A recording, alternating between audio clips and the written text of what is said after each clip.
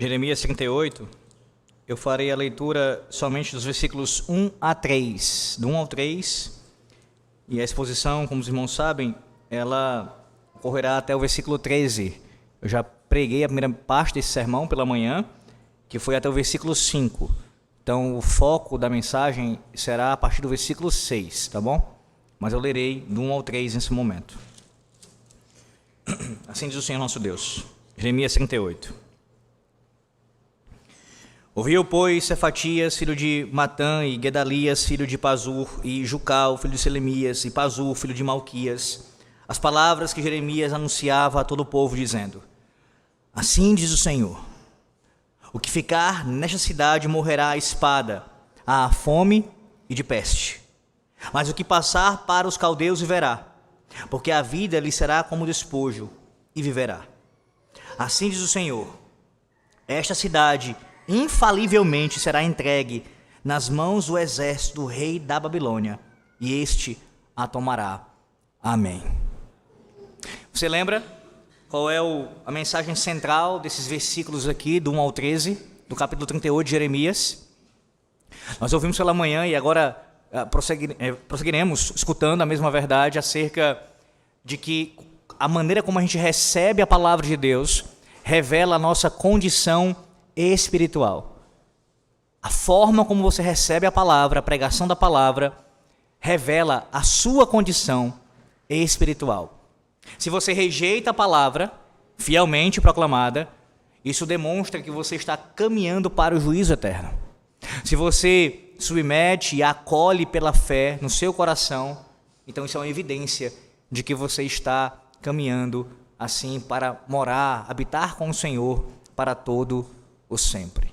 Que de fato você já experimentou o novo nascimento e assim tem comunhão com Deus por meio de Cristo. Nós vimos pela manhã, meus irmãos, e aqui é uma síntese bem breve mesmo, o quanto o profeta Jeremias ele foi perseguido. E o capítulo 38 ele vai falar mais uma vez sobre isso. No 37 ele foi preso, já tinha sido preso, já tinha estado ali no local difícil, um calabouço, foi retirado ali naquele capítulo 37. E agora, no capítulo 38, ele volta mais uma vez a ser preso. Nós veremos a partir do versículo 6. Mas antes de ele ser preso, e agora ele será jogado numa cisterna, antes disso acontecer, nós vimos que houve uma acusação contra ele. Tal acusação tinha a relação com a sua mensagem. E a mensagem de Jeremias era clara, a saber, vocês precisam, a começar pela liderança do povo, o rei, os príncipes, sacerdotes, precisam se entregar ao rei da Babilônia. Vocês não devem resistir à disciplina. Por quê? Porque quem estava vindo à frente daquele exército era o próprio Yahvé. O próprio Deus eterno estava levantando aquela nação para castigar o seu povo. Você acabou de ouvir sobre isso na leitura sequenciada do Antigo Testamento. Como Deus ele não aplica o juízo sem aviso prévio. E isso aconteceu capítulo após capítulo em Jeremias. Ele falou várias e várias vezes as mesmas coisas. Arrependam-se, voltem-se para mim, abandonem seus pecados. E o povo continuou vivendo da mesma forma. A essa altura, eles precisavam agora se entregar. Então a mensagem era esta. Dentro desse contexto, os homens aqui mencionados, os 4 que eu aqui, citando um comentarista, usei essa expressão, a gangue dos 4, se levanta aqui contra Jeremias na seguinte acusação. Este homem, o profeta Jeremias, está trazendo uma mensagem que ela desencoraja o povo. Ela desencoraja o exército, o nosso exército.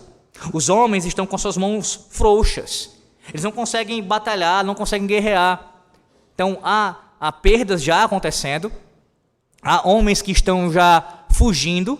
Por quê? Porque a mensagem do profeta é uma mensagem de derrota, é uma mensagem que não encoraja, é uma mensagem que está trazendo desânimo ao coração do povo. Então, por causa disso, estes homens aqui mencionados no versículo 1 acusam Jeremias do seguinte: este homem não quer o bem da cidade, este homem não quer a paz de Jerusalém. Este homem, ele quer a destruição da nossa nação, ele quer a destruição do nosso povo. Em outras palavras, acusaram Jeremias daquilo que eles mesmos de fato eram. Aqueles que não queriam a paz e o bem do povo de Deus. Tendo isso em mente, veja o que acontece agora com Jeremias. O versículo 4, que eu não li nesse momento, mas vimos pela manhã, há o expresso desejo aqui de que Jeremias morresse. Eles querem isso, eles querem matar o profeta. Lembra que até usei a ilustração de um cachorro latindo, alguém que está incomodado com isso, a ponto de a única forma de fazer esse cachorro parar de latir é matando o cachorro. O que eles querem fazer com Jeremias aqui? Ele só vai parar de pregar, ele só vai parar de repetir essas palavras se a gente matar ele. A gente tem que calar esse homem. Então expressam aqui abertamente o desejo de matá-lo, no versículo número 4.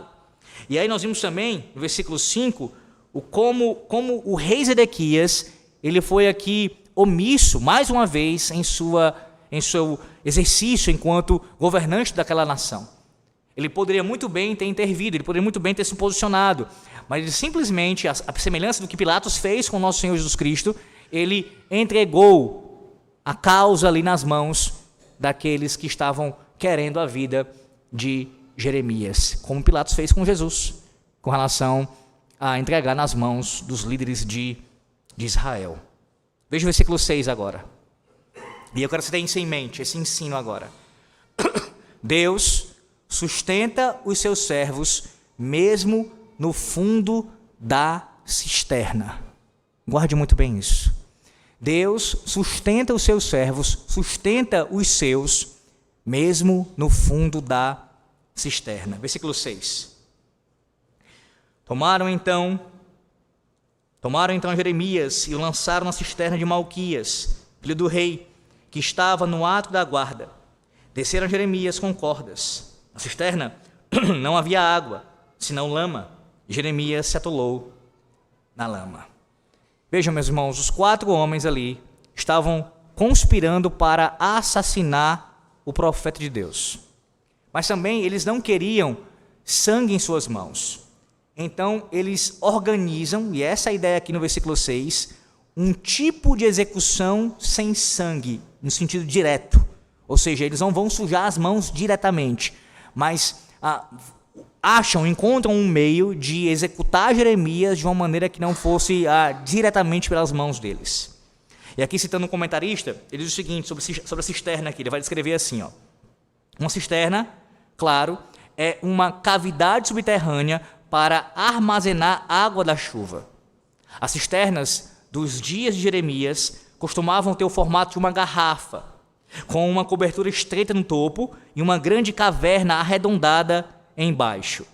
Frequentemente, tinham 5 metros de profundidade ou mais. A cisterna aqui em questão devia ser uma bem profunda, porque Jeremias ele precisou ser descido por ela através de cordas. Aí tem isso na sua mente agora. O profeta que Deus levantou, que chamou desde o ventre da sua mãe, que prometeu ser com ele, estar ao seu lado, abençoá-lo, tal profeta que anunciava não mentiras, não a destruição como um prazer no castigo do povo, mas um homem temente a Deus, agora está sendo descido por essas cordas para uma cisterna naquelas condições. Os irmãos, Jeremias é colocado num local sem água, cheio de lama, sem saída e esperando a morte. Humanamente falando, a situação do profeta era desesperadora. Não havia saída alguma. Se coloque no lugar dele por um momento. Anos e anos servindo a Deus. Anos e anos fiel à sua palavra. Vivendo e anunciando como Deus ordenou. E agora se encontra em tal circunstância. Exatamente porque estava ali por qual motivo? Porque estava anunciando a vontade de Deus. Se tivesse retrocedido, se tivesse mudado a mensagem, tentado agradar as autoridades, pelo menos circunstancialmente, pelo menos pontualmente, aquilo não teria acontecido com ele. Mas exatamente por permanecer fiel até o fim, ele está agora descendo para aquelas cordas e não se externa naquelas condições. Contudo, existe algo fundamental a ser lembrado aqui. Jeremias está na vontade de Deus. E quando alguém está exatamente fazendo a vontade de Deus revelada em sua palavra, mesmo estando na cisterna, isso não é um sinal de abandono da parte do Senhor Deus. Pelo contrário, isso faz parte do caminho da fidelidade. Uma vez que você permanece fiel a Deus, mesmo que você vá para a cisterna, parar ali, ainda assim, isso não é sinal do abandono divino. Pelo contrário, irmãos, é um sinal da fidelidade do Senhor Deus para conosco e do seu cuidado, bem como também da nossa resposta fiel à sua vontade. Sim, a fidelidade a Deus não nos livra do sofrimento. Esse é um ensino que nós ouvimos com alguma frequência, pelo menos em igrejas sérias como a nossa, fiéis à palavra de Deus, mas a gente perde de vista quando a gente lida com o sofrimento, irmãos. Não é assim? A gente tem consciência, como bons presbiterianos, reformados, conhecemos a palavra de Deus, conhecemos a doutrina da soberania de Deus, mas quando o sofrimento ele bate na nossa porta, quando finalmente nós somos lançados na cisterna, quando estamos agora cheios de lama, atolados, a gente questiona o amor do Senhor Deus. A gente questiona se Deus de fato tem cuidado de nós. A gente tem se queixado contra Deus e dito: Senhor, como eu posso ser fiel a Ti e encontrar-me agora nesta circunstância? Não, a fidelidade a Deus não nos livra do sofrimento, mas nos garante a presença do Senhor Deus no meio do sofrimento. Esse é o testemunho histórico da revelação bíblica. Foi assim com todos aqueles que passaram, que vieram antes de nós. Lembra de José? Foi o que aconteceu com José lá no Egito. Na verdade, ali no contexto primeiro familiar e depois até chegar ao Egito. Você lembra da história, você conhece a história. O sofrimento que ele passou. A perseguição, a inveja dos irmãos, a entrega, a tentativa de matá-lo ali por parte dos irmãos. No caso, depois ali ser vendido pelos próprios irmãos. A calúnia, a difamação na casa de Potifar, a prisão, tudo o que ele sofreu para chegar a se tornar governador do Egito. E aqui há algo importante que eu quero salientar para vocês, irmãos.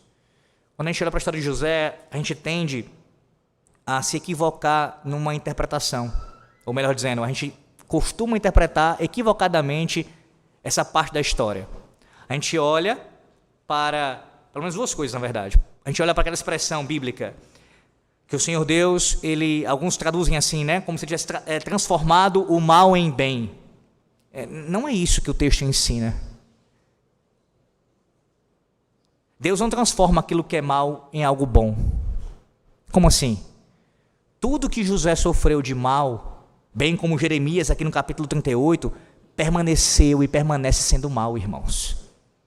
Isso não pode ser tornado em algo bom. A ação criminosa daqueles homens contra Jeremias e contra José também foram pecaminosas, foram sujas, quebraram a lei do Senhor Deus. Então Deus não tornou o mal em bem nesse sentido. Então qual é o ensino sobre isso? O Senhor Deus conduziu soberanamente, providencialmente todo aquele mal para um fim bom. Essa é a grande questão. Deus providencialmente, Ele guia todas as coisas, mesmo as coisas que são más, para um fim bom. Sendo mais claro ainda quanto a isso. Em teologia nós chamamos isso de concursos. Concursos da providência divina. O que é o concursos? Na mesma ação, o homem e Deus assim atuam. Deus como causa primária das coisas e o homem como causa secundária. Na mesma ação. Então, os homens que fizeram todo o mal contra José, bem como também os homens que fizeram todo o mal contra Jeremias, e qualquer coisa que você pensar, pense, por exemplo, na pessoa do Senhor Jesus Cristo, todo o mal feito contra eles, foi feito e arquitetado livremente por esses homens. Eles agiram porque quiseram agir assim, pecaminosamente. Mas o Senhor, providencialmente, estava agindo naquelas ações e conduzindo-as para a sua glória e para o bem dos seus servos. Mas há um outro equívoco sobre a história de José que a gente também comete, que é achar que assim como aconteceu com ele, nós também um dia olharemos para trás e veremos tudo o que aconteceu encaixado como um grande quebra-cabeça. Mas, reverendo, isso não vai acontecer na eternidade? Eu estou me referindo aqui e agora. Pelo menos nesse tempo que a gente vive agora. Como se a gente fosse dizer assim, eu cheguei aos 70 anos de idade, aos 80 anos de idade, aí eu olho para a minha vida, para o passado, para a minha infância, juventude, aí eu começo a observar e ver que todo aquele mal que aconteceu, isso encaixa assim, como José fez, aquela leitura da providência. Quem disse que isso vai acontecer? Necessariamente. É claro que o Senhor, por sua graça, nos concede sim a oportunidade de lermos a sua providência por vezes. Entendermos, isso aconteceu por causa disso, de forma mais específica. Mas não há nenhuma garantia que todas as questões que acontecem conosco, todos os sofrimentos que sobrevêm às nossas vidas, a gente vai ter uma resposta exata, específica para cada um deles em nossas vidas. Então, como é que o Senhor pode afirmar isso? Lembra de Jó? Quando, depois de todos os seus questionamentos, ele fez ao Senhor Deus, lá no capítulo 38 de Jó, o Senhor começa a responder o seu servo. E em momento algum, Deus responde a Jó o que ele tinha perguntado. Toda a palavra do Senhor foi fazendo perguntas a Jó. Do começo ao fim, naquele encontro, naquele diálogo entre o Senhor e Jó. E a primeira pergunta foi: onde estavas tu quando eu formavas a terra? Então o Senhor não nos garante que vai nos dar respostas para todo o sofrimento que a gente passa nessa vida, meus irmãos. Não há nenhuma garantia. Eu digo respostas específicas. Veja, isso se encaixa nisso, que se encaixa nisso, para isso daqui. Nós temos as respostas que são satisfatórias, ou pelo menos deveriam ser aquelas que realmente respondem ao propósito divino. Todo sofrimento é para a glória de Deus, para o seu nome ser conhecido em toda a terra, para nós conhecermos mais ao Senhor, a sua bondade, misericórdia, a sua justiça. Todo sofrimento vai contribuir para que o povo de Deus cresça ainda mais e o reino avance. Percebe? Os princípios gerais que vão fundamentar as respostas nos são dados e deveria ser suficiente para nós. O que acontece aqui com Jeremias? Jeremias é lançado agora naquela circunstância terrível da cisterna. E isso não era uma demonstração da falta de cuidado do Senhor Deus, de forma alguma. Mas há algo maior que acontece nesse versículo 6, irmãos. A gente não pode perder isso de vista jamais. O que aconteceu com Jeremias aponta para algo maior. E aqui eis uma resposta maravilhosa para o sofrimento do profeta. O sofrimento de Jeremias era um retrato antecipado do sofrimento que o profeta maior, o sumo profeta, passaria.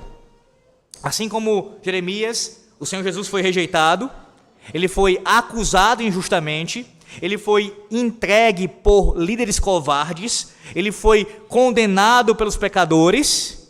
Mas veja, o nosso Senhor, ele desceu ainda mais fundo. Enquanto o profeta Jeremias, ele entrou numa cisterna, o Senhor Jesus entrou na própria morte. Enquanto o profeta vai àquele lugar terrível, o nosso Senhor, ele foi até a sepultura, ainda além do profeta Jeremias. Eu quero citar o texto que eu falei pela manhã, no Salmo 69, mais uma vez. Você pode abrir lá no Salmo 69, nos versos 2, parte A, e versos 14 e 15.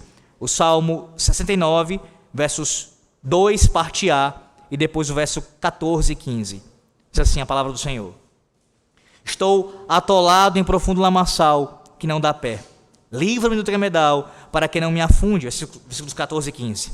Seja eu salvo dos que me odeiam nas profundezas das águas. Não me arraste a corrente das águas, nem me trague a voragem, nem se feche sobre minha boca do poço. Essa fala do salmista aqui, como eu disse, ela se aplica principalmente à pessoa do Senhor Jesus Cristo. Pastor, eu não entendi ainda o que o senhor quer chegar. sofrimento que a gente enfrenta, ele é incomparavelmente menor quando nós olhamos para o que o nosso Senhor enfrentou em nosso lugar. Porque por mais que Jeremias fosse um profeta fiel a Deus, ainda assim era um pecador, irmãos. Ainda assim era alguém que não era perfeito. Mas o Senhor Jesus enfrentou todo tipo de sofrimento na condição de inocente. Tudo bem, Jeremias circunstancialmente, nesse caso, era inocente da acusação. Mas não era inocente no sentido pleno, absoluto. Digo, ele ainda era um pecador. Precisava de perdão, de pecados por parte de Deus. Mas o nosso mediador, o nosso Senhor e Salvador, ele enfrentou todo o tremedal de lama, muito pior do que Jeremias, na condição de servo perfeito. Nenhuma acusação contra ele poderia ser verdadeira. Tudo era falso, calúnia, difamação. E ele ainda assim passou isso em nosso lugar.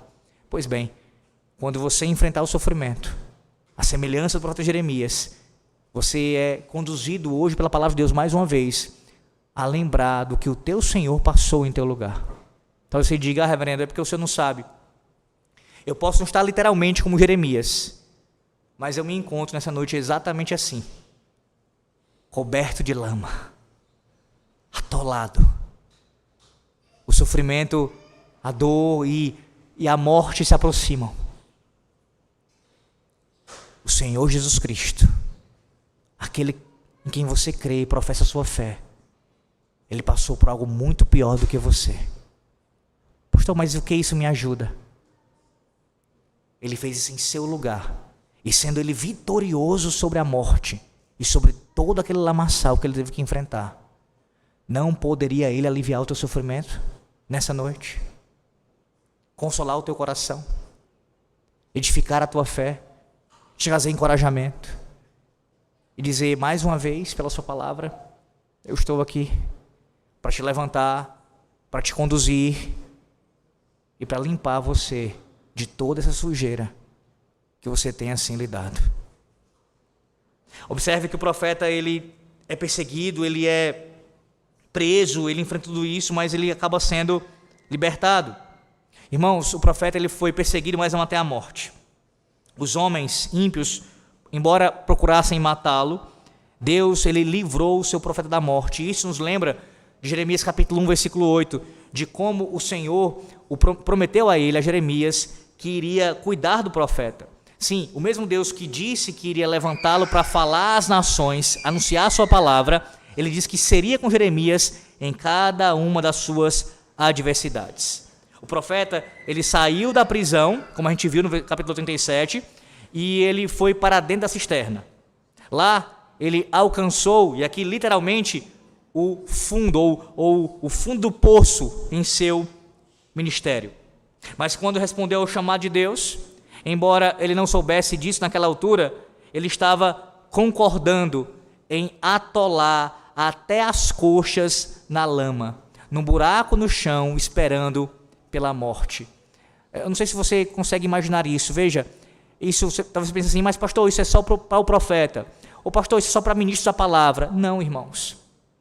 É claro que há uma cobrança maior em termos de responsabilidade, mas veja, todo aquele que é chamado por Deus para servir ao Senhor, servir a Cristo, está sujeito a ter que, em alguns momentos da vida, passar por isso, ainda que não literalmente, digo, afundar os seus pés, atolar as suas pernas na lama do sofrimento, da perseguição, por causa da obra de Cristo. Nesse mesmo lugar, e em todos os lugares que ele enfrentou, que ele passou, Deus foi fiel ao seu profeta. Até mesmo na cisterna, ele não precisava temer, porque Deus estava com ele. Até da lama, ele seria resgatado, porque o próprio Deus, ele prometeu salvá-lo. Vá lá para o Salmo 40. O Salmo 40 que nós lemos pela manhã e cantamos pela manhã também. O Salmo 40, versos 1 e 2. Deus salvou Jeremias, no capítulo 38, como nós veremos aqui. Assim como ele também fez isso com o salmista, no Salmo 40, versos 1 e 2. Veja, esperei confiantemente pelo Senhor. Ele se inclinou para mim e me ouviu quando clamei por socorro. Tirou-me de um poço de perdição, de um tremedal de lama. Colocou-me os pés sobre uma rocha e me firmou os passos. O mesmo testemunho que esse homem aqui deu no Salmo 40, Jeremias pôde dar depois aqui com relação à sua vida. Tirou de um tremedal de lama. E da mesma forma, como o Salmo 69, o Salmo 40 e Jeremias 38 apontam para algo maior. Percebe que nunca é um fim em si mesmo? O que Davi passou, o que Jeremias enfrentou, o que nós enfrentamos, isso tem ligação direta com a pessoa do Senhor Jesus Cristo. E aqui pensando em termos proféticos, apontando ainda para frente, para quando Jesus viria. Ele também, o nosso Senhor, ele esperou pacientemente por Deus. Ele também clamou a Deus, pedindo ao seu Pai que recebesse o seu Espírito. Ele também foi resgatado do poço. Mais do que isso, o nosso Senhor, ele triunfou sobre a cova da sepultura, pois ele foi ressuscitado dentre os mortos. O Salmo 40, bem como Jeremias 38, de alguma maneira também aponta para essa vitória de Cristo sobre a morte.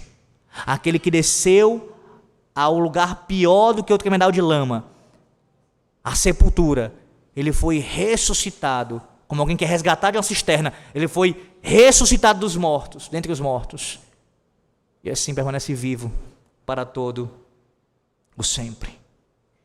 À luz disso, eu quero que você responda algumas perguntas, observando o sofrimento de Davi, de Jeremias, de José que eu citei, do próprio Jó, e claro, e principalmente do que o teu Senhor passou em teu lugar. Como é que você tem enfrentado, homem? Ou melhor, como é que você tem interpretado, homem, mulher, criança, as provações que você tem passado em sua vida? Você interpreta cada provação, cada tremedal de lama que você assim atola o seu pé como um abandono de Deus? Ou você consegue confiar no Senhor Deus mesmo quando tudo parece perdido? A sua fé depende das circunstâncias ou das promessas divinas? E esse é um grande teste, é uma grande provação para nós que cremos em Cristo. Porque as circunstâncias mudam, meus irmãos, frequentemente. Ora você está em uma situação altaneira, de bonança, agradável, em paz, tudo parece ir bem, a saúde está tranquila, está boa, o relacionamento familiar está tudo bem, prosperando financeiramente, tudo acontecendo. Mas a maré vira, o sofrimento bate à sua porta e você se encontra, à semelhança de Jeremias, no tremedal de lama. Percebe que se você interpretar, ou melhor, se você chegar à conclusão de que o cuidado do Senhor Deus para com a sua vida depende das circunstâncias que você enfrenta, como se eu passo por algo ruim, significa que Deus me abandonou, o quão você viverá sem nenhum tipo de esperança, sem nenhuma segurança, porque as circunstâncias mudam frequentemente. Para ilustrar isso, é como aquele que tenta chegar à conclusão de que uma mulher, ou no caso a mulher em relação ao homem, o ama, falando bem me quer e mal me quer. Você não é guiado pelas circunstâncias, ou por acaso. Nós somos guiados, meus irmãos, pelo que Deus diz em sua palavra, pelas promessas que Ele fez ao seu povo em Cristo. E isso não muda. Isso não sofre alteração. Isso não depende de que, deixa eu ver, a política do país está bem, a economia está caminhando muito bem, agora a minha saúde está... Não depende de nada disso. Tudo isso pode estar mal. As promessas permanecem de pé. De pé. O mesmo Deus que tinha providencialmente conduzido Jeremias àquela cisterna, era o mesmo Deus do princípio que tinha dito: eu serei com você onde você estiver. Onde você estiver. A verdade é que às vezes, não poucas vezes, o Senhor Deus, Ele permite que seus servos cheguem ao fundo do poço para que nós possamos confiar somente nele. E mais ainda nele. Já passou por isso você? Eu imagino que sim, se você já tem um tempo de crente. Você tem uma experiência com o Senhor, você serve ao Senhor, e aí você passa por um grande sofrimento, uma grande luta, e você consegue superar pelo poder de Deus, pela graça de Deus. E quando você sai dessa luta, qual é a sua percepção? Qual é a sua autoanálise sobre aquilo? Como você avalia a situação? Você sai mais maduro, mais confiante. Você sai naquela situação ainda mais crente. Não é assim? Durante o processo, de fato, é difícil enfrentá-lo. Mas quando você passa por aquilo, você percebe o quanto você avançou na sua fé, o quanto você cresceu no conhecimento do Senhor. Deus não precisa de nada disso, veja, somos nós que precisamos conhecê-lo. E para conhecer nosso Deus como de fato quem Ele é, isso passa por nós enfrentarmos algumas coisas em nossas vidas. Como é que você vai conhecer, por exemplo, acerca do sustento divino, do caso das suas promessas quanto a sustentar a sua vida e manter a sua vida ali, mesmo nas maiores lutas financeiras, se você não passar por isso?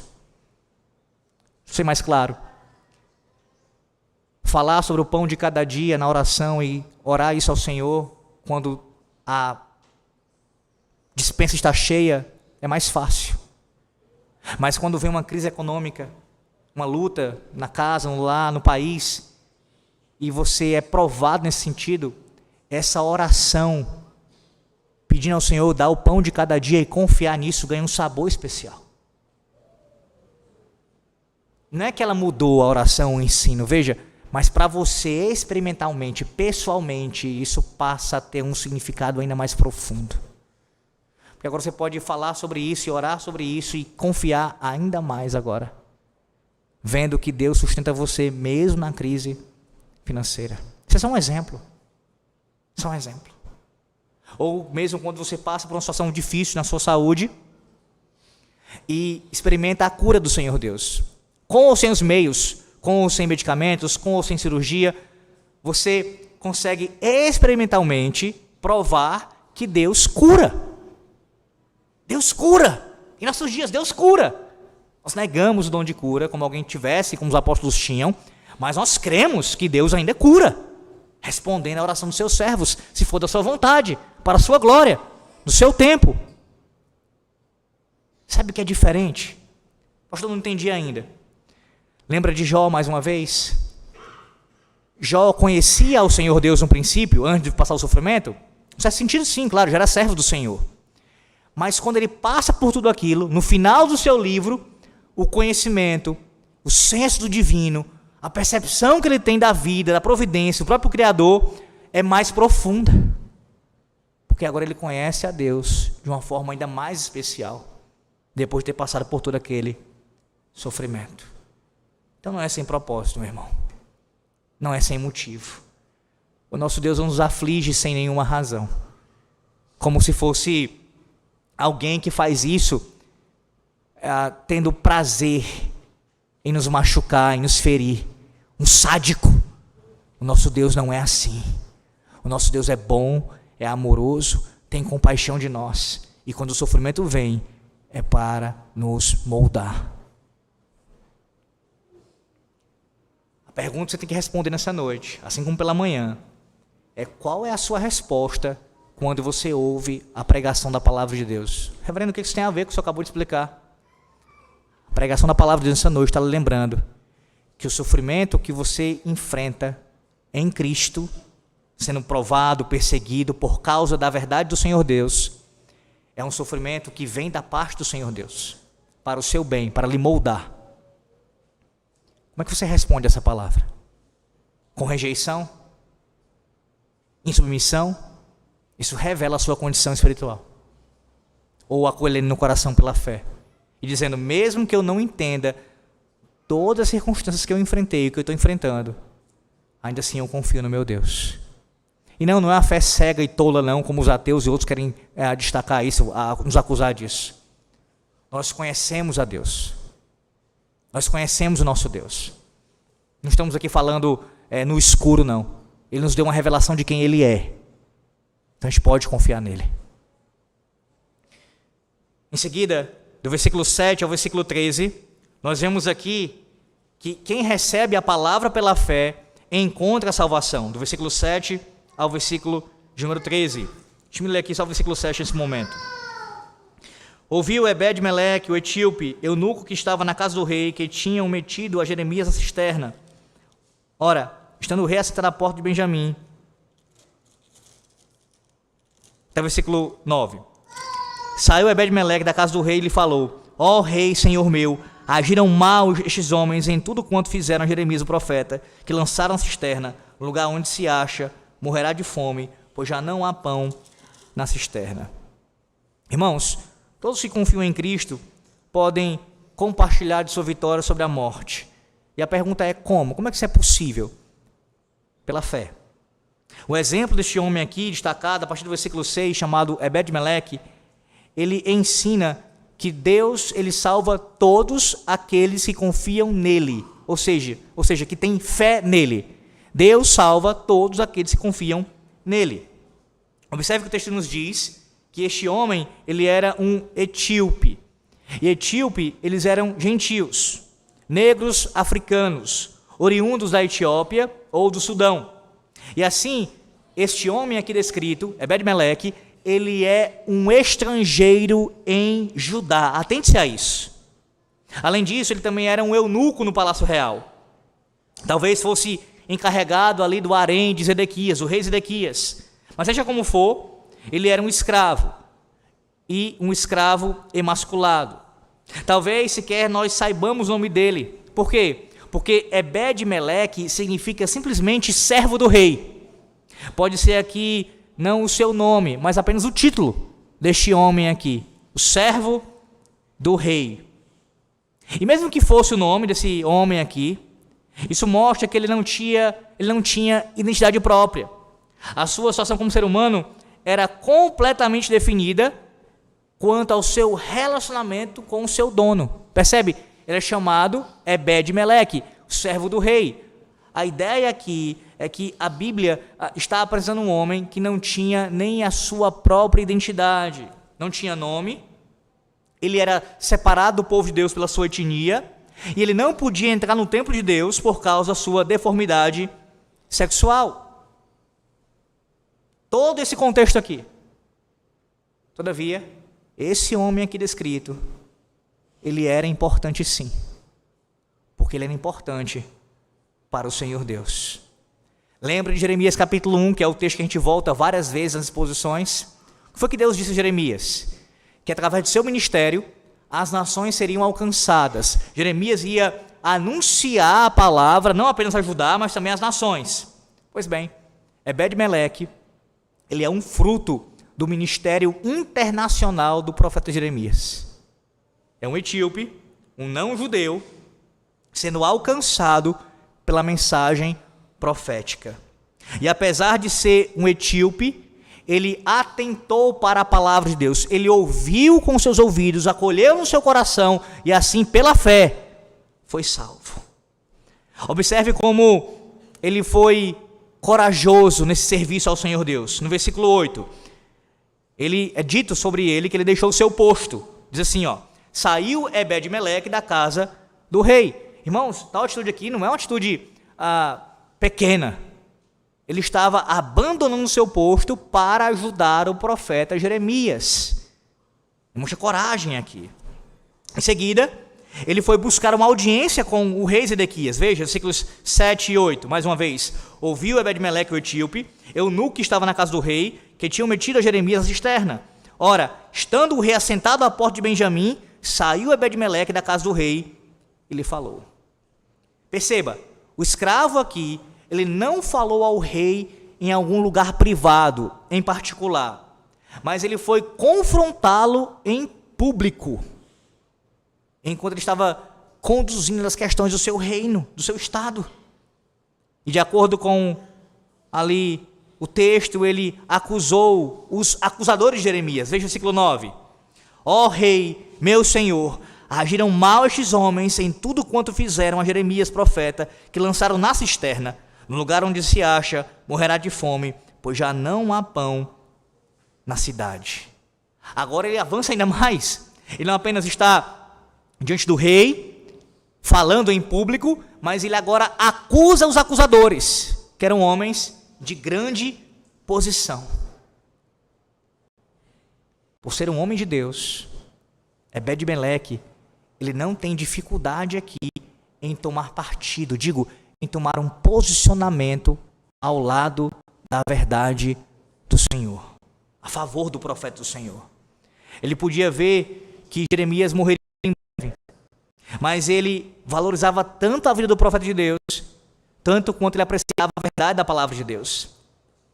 Mesmo quando o mundo inteiro, as circunstâncias eram diversas e o mundo inteiro contra ele, ele ainda ia com coragem fazer o que era certo. Eu não sei se você já percebeu aqui, há um contraste intencional no capítulo 38, entre Ebed-Meleque, este etíope aqui, esse estrangeiro aqui, e um outro homem, o rei Zedequias. Calvino observou que quando comparamos a coragem do etíope com a covardia de Zedequias, diz Calvino, a maravilhosa constância e também a singular mansidão do servo de Deus brilham gloriosamente. Porque cada atitude do etíope aqui é uma atitude louvável, corajosa, que deve ser elogiada. Só que ela fica ainda mais brilhante, ela ganha um realce ainda maior quando você contrasta isso com o rei. Enquanto o rei tinha posição, poder, toda a condição de ser favorável, de ficar ao lado de Jeremias, da mensagem do profeta, e ficou contra, nesse caso, isso naquela situação, Ebed-Meleque. Tudo contra ele, a sua condição social, a sua condição diante do próprio rei e do povo, diante de Deus pela sua palavra, ainda assim ele é corajoso e enfrenta todas as adversidades. Esse único e corajoso homem, ele força a mão do rei Zedequias. Lembra? O rei Zedequias tinha, por assim dizer, lavado as suas mãos contra o profeta. Mas aí, o que esse homem está fazendo? Está trazendo o caso de novo para o rei. O rei tinha feito assim, nas mãos de vocês, no versículo 5, façam o que quiserem com ele. Agora, Ebed-Meleque diz, não, volta para cá. Trate o caso, rei. Julgue a causa. Liberte Jeremias. Quando o caso da cisterna foi exposto ali diante dele, Zedequias não podia mais alegar ignorância. Ele foi obrigado a assumir a responsabilidade do que estava acontecendo com o profeta. Veja o versículo 10 aí, versículo 10. De forma típica do rei Zedequias, ele muda de ideia.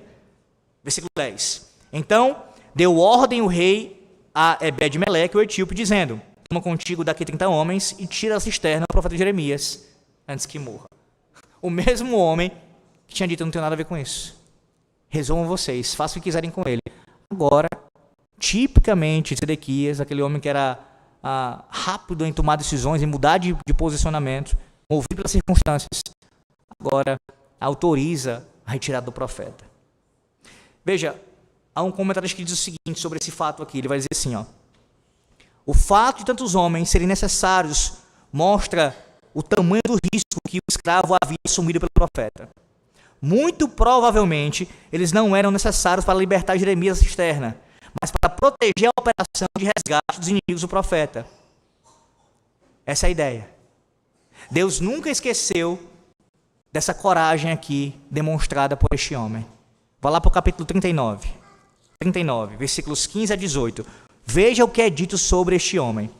Capítulo 39, versículos 15 a 18.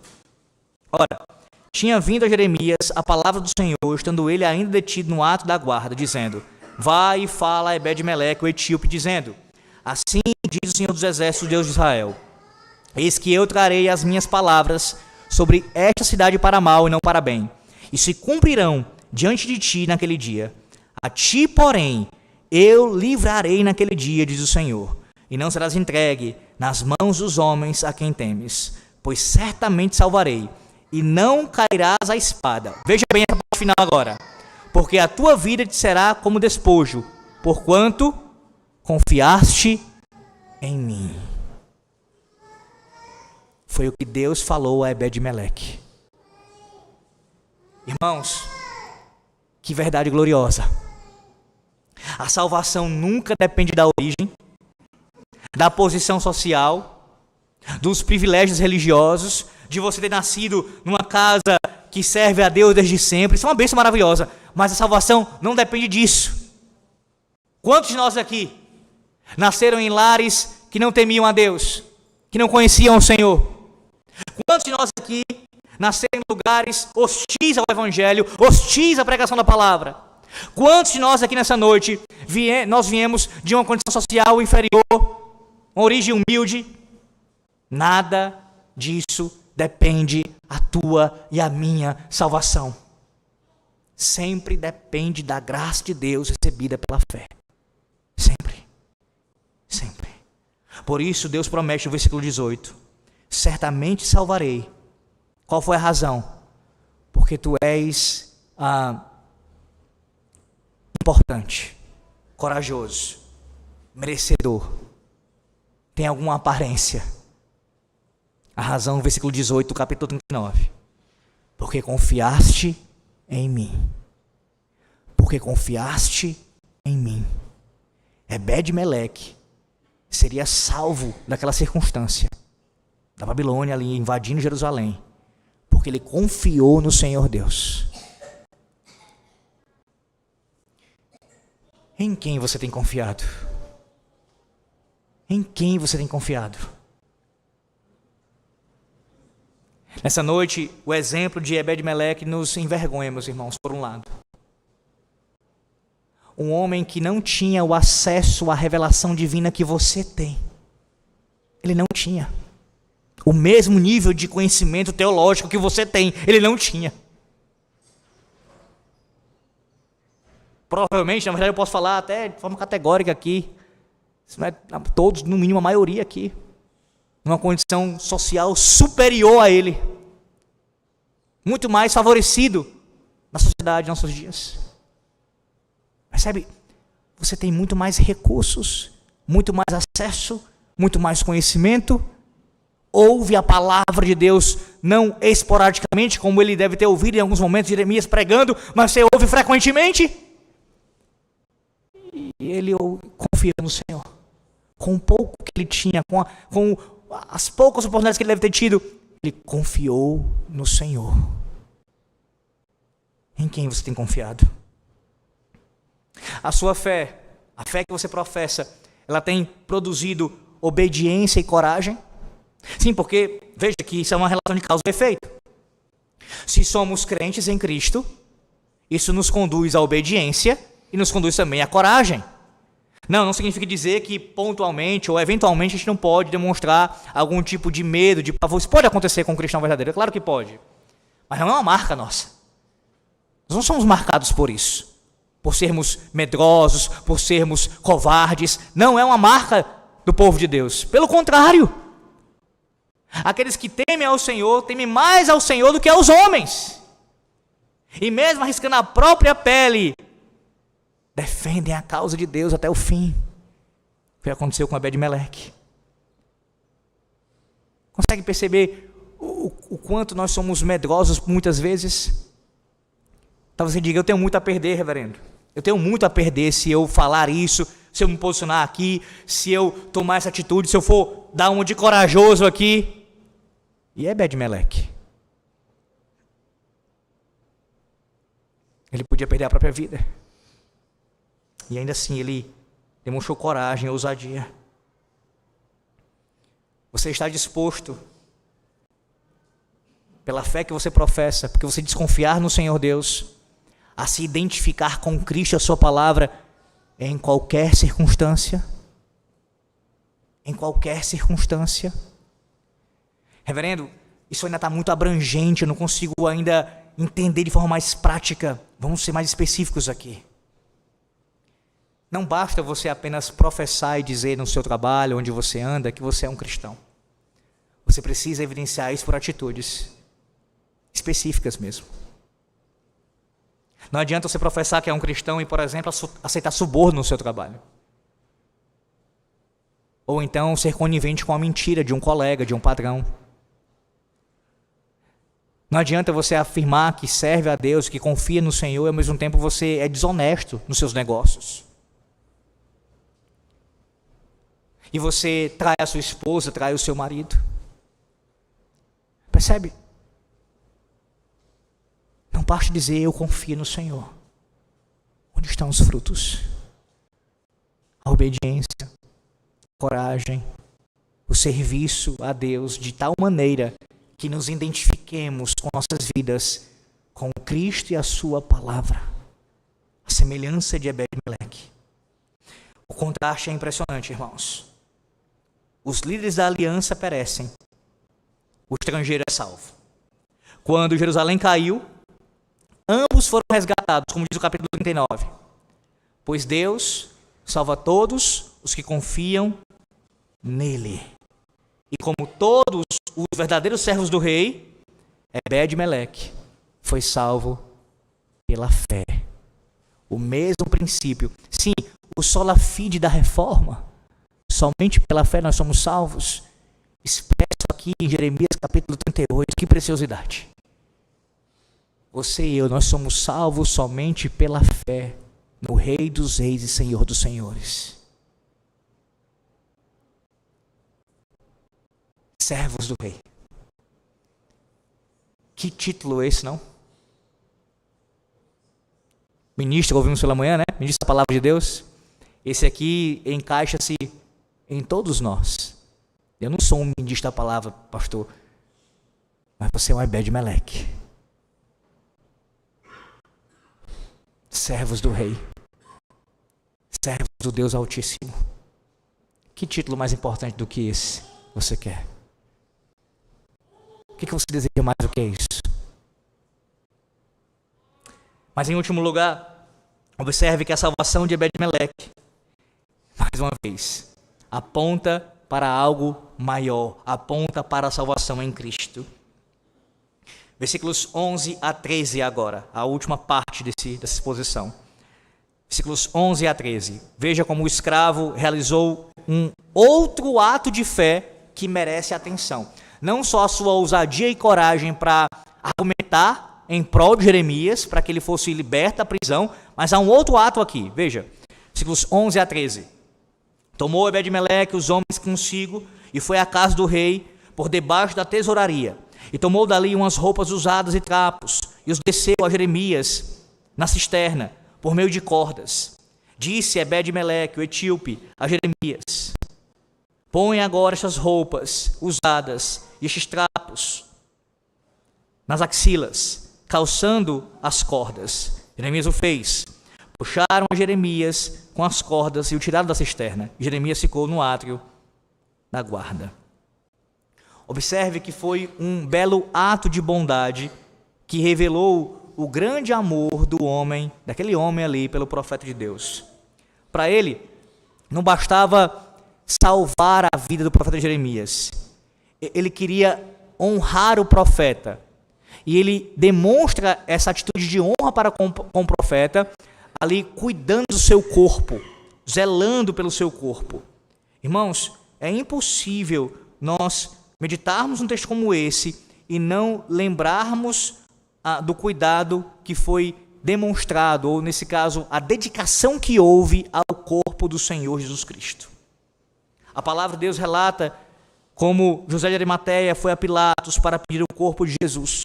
E como ele, diz o texto de Marcos 15:46, baixando o corpo da cruz, envolveu em um lençol que comprara e o depositou em um túmulo que tinha sido aberto numa rocha. Aquele homem, José de Arimateia, exerceu o mesmo terno cuidado pelo corpo de Jesus que Ebed-Meleque demonstrou pelo corpo de Jeremias, sendo que este ainda vivo. Esses homens entenderam, meus irmãos, que os corpos são importantes, principalmente os corpos de profetas. As primeiras testemunhas do túmulo vazio também compreenderam isso. Veja, Marcos 16, versículo 1 diz: passado o sábado, Maria Madalena, Maria, mãe de Tiago e Salomé compraram aromas para irem embalsamá-lo.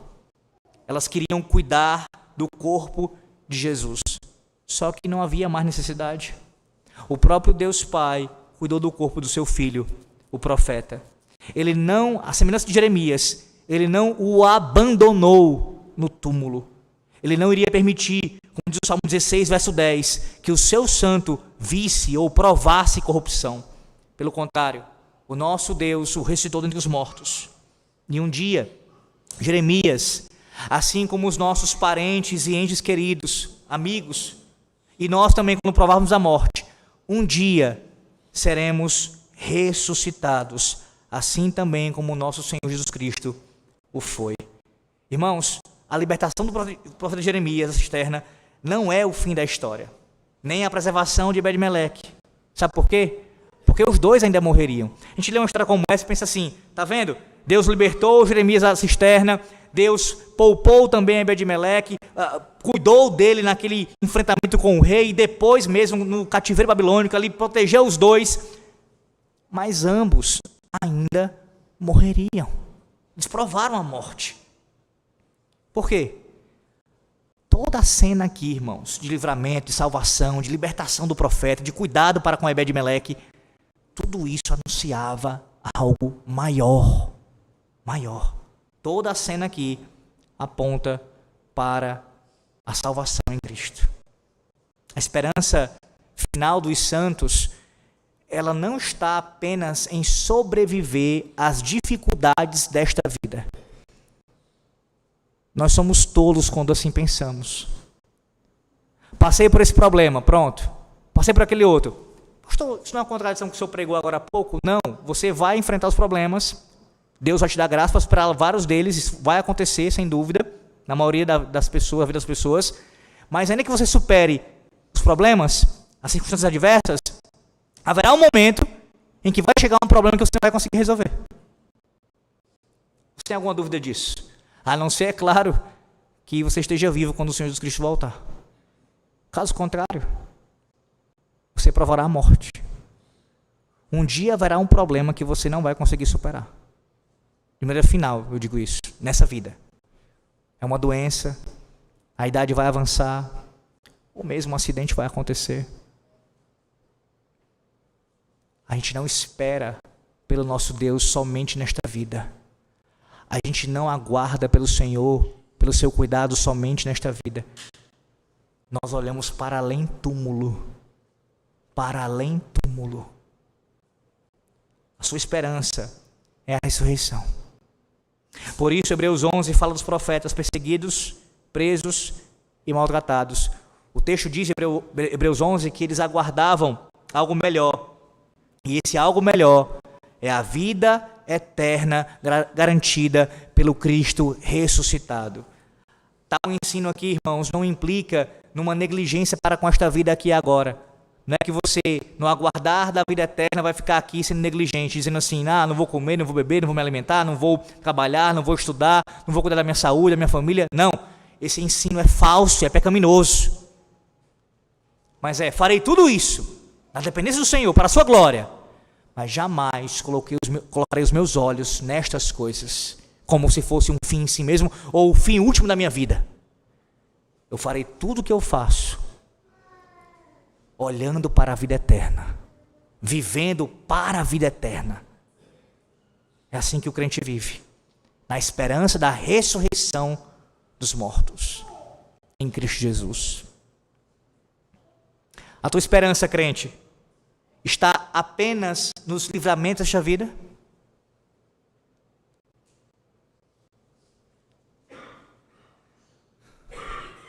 Há pessoas que nós conhecemos, talvez seja o seu caso aqui nessa noite, que enfrentam doenças graves, terríveis.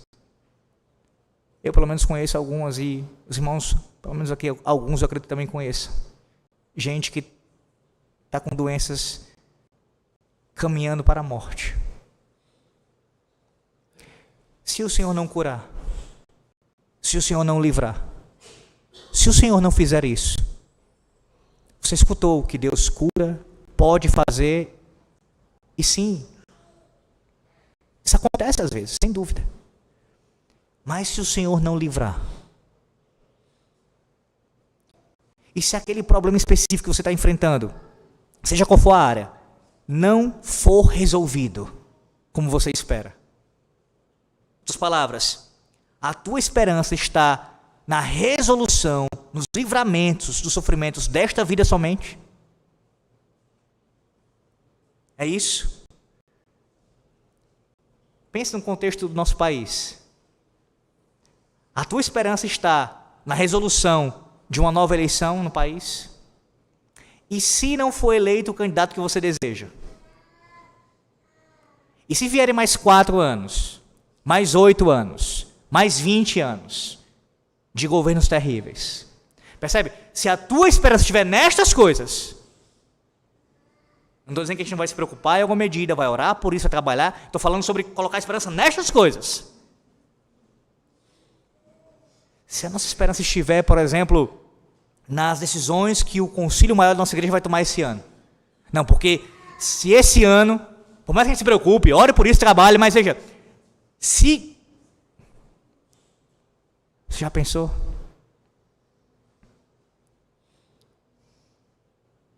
Nós vamos sucumbir, meus irmãos. Porque em algum momento, em alguma dessas áreas, ou até em mais de uma, a resolução que a gente espera não virá. E a nossa esperança posta nessas coisas, a resolução delas, vai naufragar. Você vive à luz da ressurreição? Você está preparado para sofrer agora, porque sabe que Cristo venceu a morte? Não é isso que todo domingo anuncia?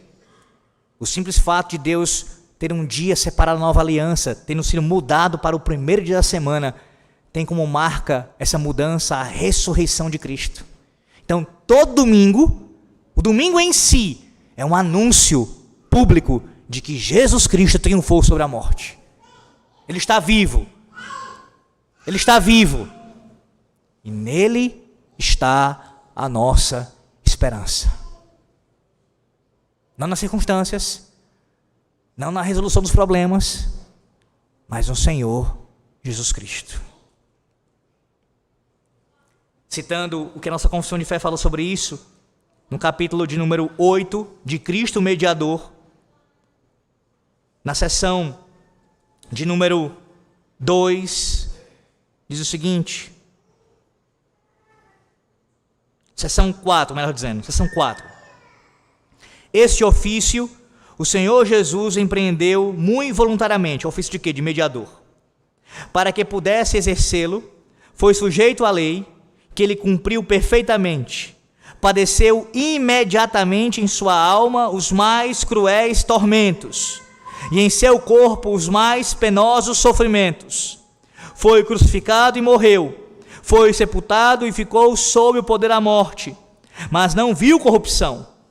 Terceiro dia, ressuscitou dos mortos, com o mesmo corpo que tinha padecido.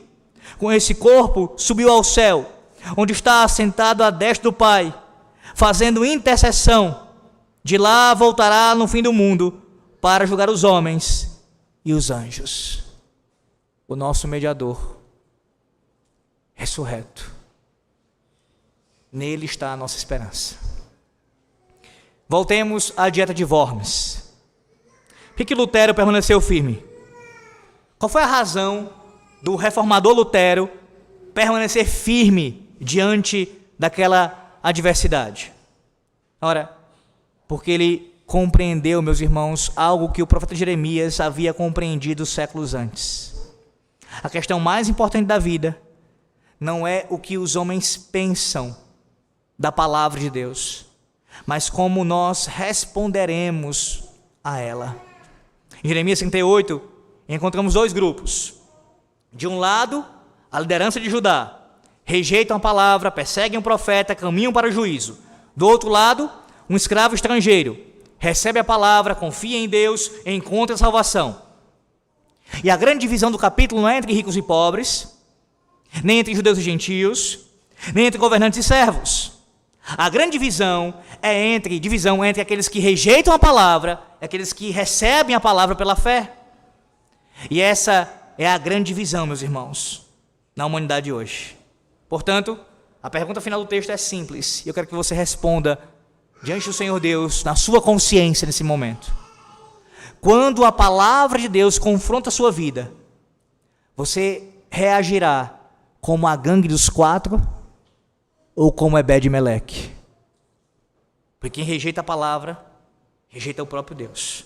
Mas quem confia nele, encontra vida, salvação e vitória, por meio do profeta maior, o Senhor e Salvador, Jesus Cristo. Que Deus os abençoe. Amém.